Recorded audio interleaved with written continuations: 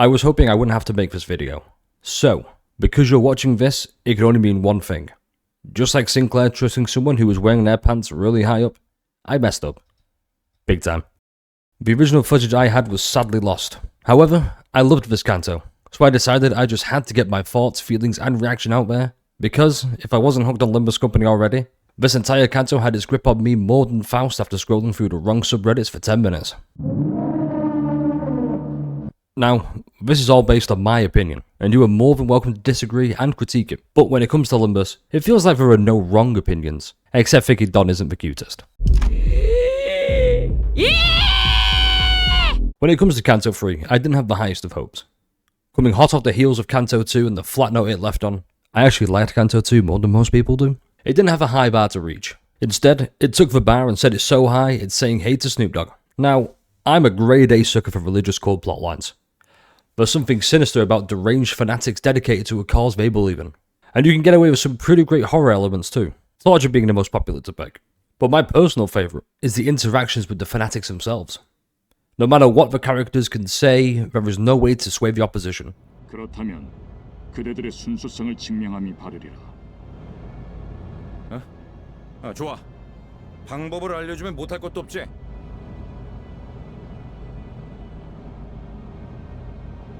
저 불경한 여행자의 머리를 베어내라.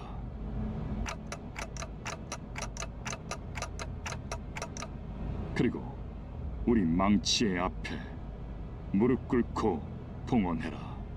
그렇다면 그대들은 때묻지 않는 자이며 여정의 불이익 또한 없을지니. Guido is the perfect representation of us.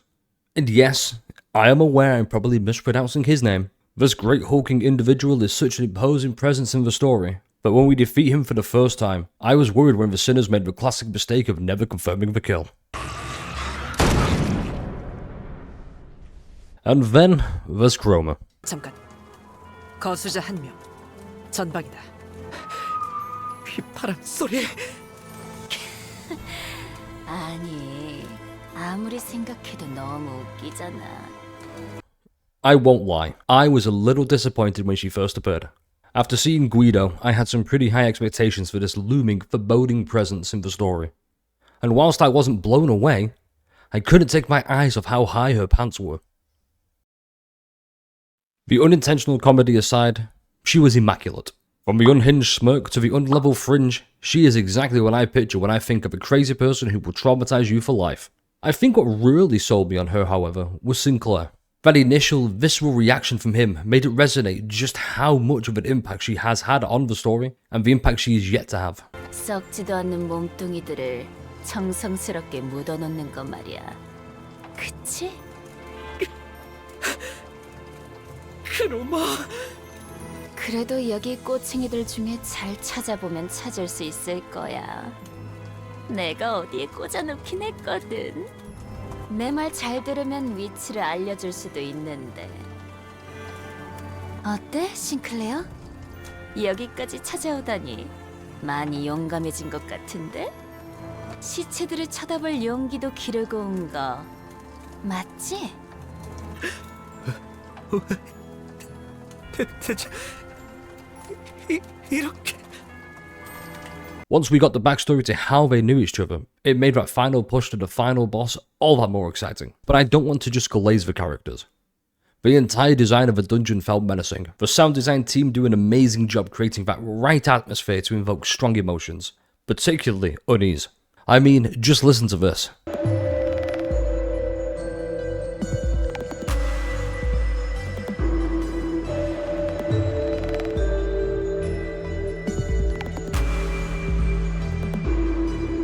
Add that to the dark, ever-present gloomy tone, and it's not hard to see where I'm coming from. Okay, maybe a little. Something a lot of people may not appreciate is the choices you can make throughout. By now, we're all hopefully familiar with mirror dungeons, and if not, I apologise for any spoilers, so feel free to skip this part. At certain points, you'll be presented with choices where you get to choose a sinner who will attempt to pass a check. Think Pokemon, but not as sadistic. I absolutely love that picking Sinclair in his own Canto is usually the best thing to do, adds to the immersion. And that these choices have repercussions for the final fight. And even equipping a specific ID can have a really cool interaction.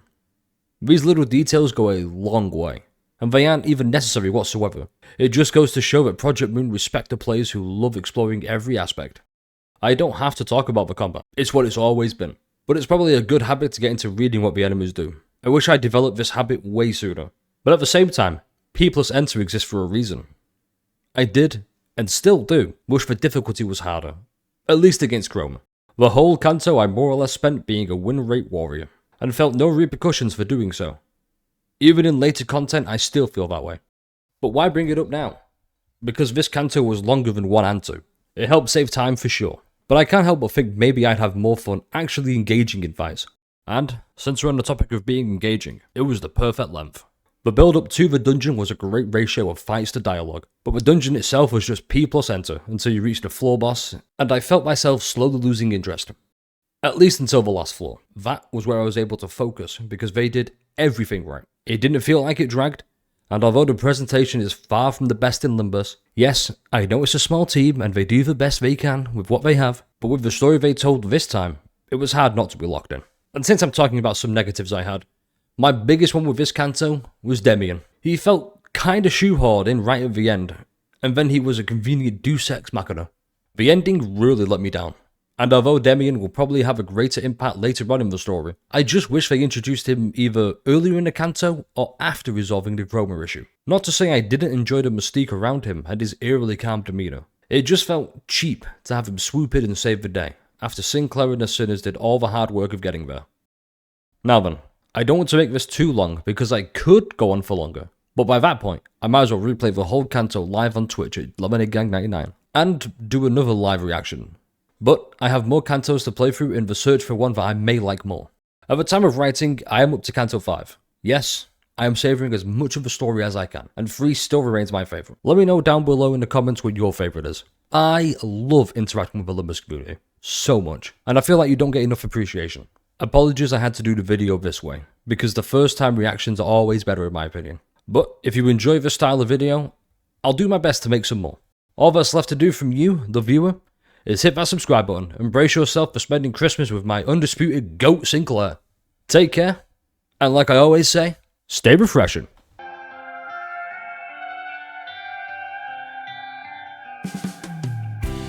그림자를 줬던 나날들 남은 건 허망한 기억 물길이 나를 태운 것처럼 내 손엔 잿빛 먼지뿐 쉼없이 달려왔던 나를 죄어오던 시간들 이조차 그리워질까 먼 날 언젠가는 돌이켜볼 기억 속에 미소 질 수 있기를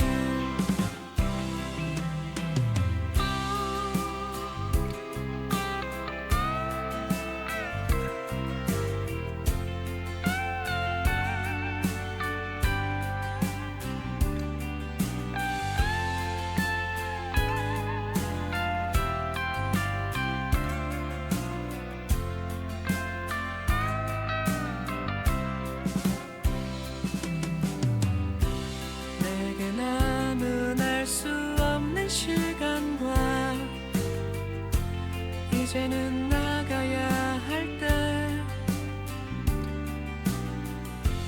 자신을 태워 사라져가는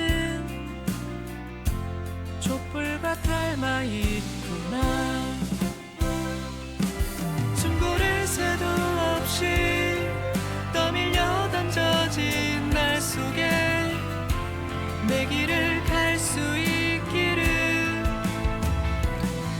먼 날 언젠가는 돌이켜볼 기억 속에 미소 칠 수 있도록 멀리 멀리 날아가고 싶어 밤하늘의 새처럼 별에 닿을 수 있게 이 밤 또다시 찾아오겠지 괜찮아 다 사라지네